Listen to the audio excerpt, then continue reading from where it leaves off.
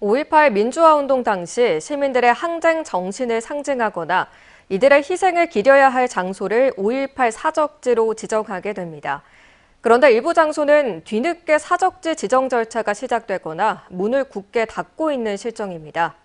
의미와 가치를 담은 사적지인데 시민들에겐 언제쯤 제대로 개방될 수 있을까요?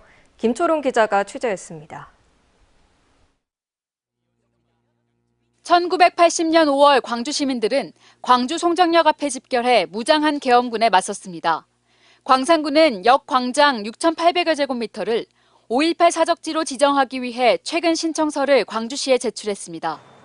이제 심의 등을 거치면 사적지로 지정되는데 인파가 집중된 장소임에도 그간 역사적 의미가 제대로 알려지지 않았던 것에 대해 아쉬움도 나옵니다. 이런 일들이 있었다라는 것을 알릴 수 있었다면은 훨씬 더 이제 사람들이 이제 5.18에 대해서 가지는 인식들이 많이 달라지고 조금이라도 더 나아질 수 있지 않았을까라는 생각은 들어요. 다른 곳은 5.18 사적지로 지정만 됐을 뿐입니다. 5.18 당시 계엄군은 광주 교도소 일대에서 시민들을 무차별 사격하는 등 학살을 자행했고 교도소에 시민들을 수감하고 고문했습니다.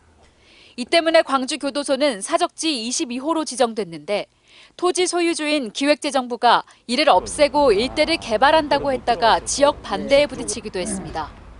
이후 교도소를 최대한 보존하고 공원을 조성하자는 제안도 나왔지만 정부의 미온적인 태도 속에 8만 7천 제곱미터 부지는 방치된 수준입니다.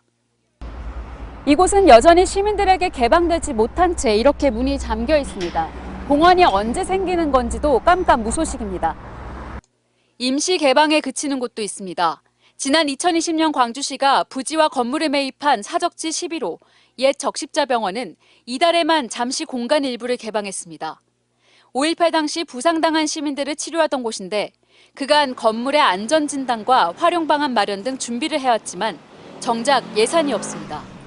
광주시는 교도소 부지에 민주인권 기념공원을 조성하는 사업과 적십자병원 활용 사업 등을 새 정부 공약으로 요청할 계획입니다. 사적지 규모가 크다 보니 대규모 예산이 필요해 지자체 재정으로는 한계가 있기 때문입니다. 5.18 정신 헌법 전문 수록은 민주주의 대헌장을 만드는 것이고 5.18 사적지를 살아 숨쉬는 민주주의 전당으로 만드는 것이야말로 다음 정부가 해야 할 시대적 과업이다. 다음 달 대선을 앞두고 후보와 정당마다 5.18 정신을 말하지만 공약 반영과 실천에서 그 진정성을 볼 수 있을 것이라는 지적도 있습니다. MBC 뉴스 김초롱입니다. 언제 어디서나 내 손 안의 뉴스. 광주 MBC 뉴스 유튜브 구독으로 함께하세요.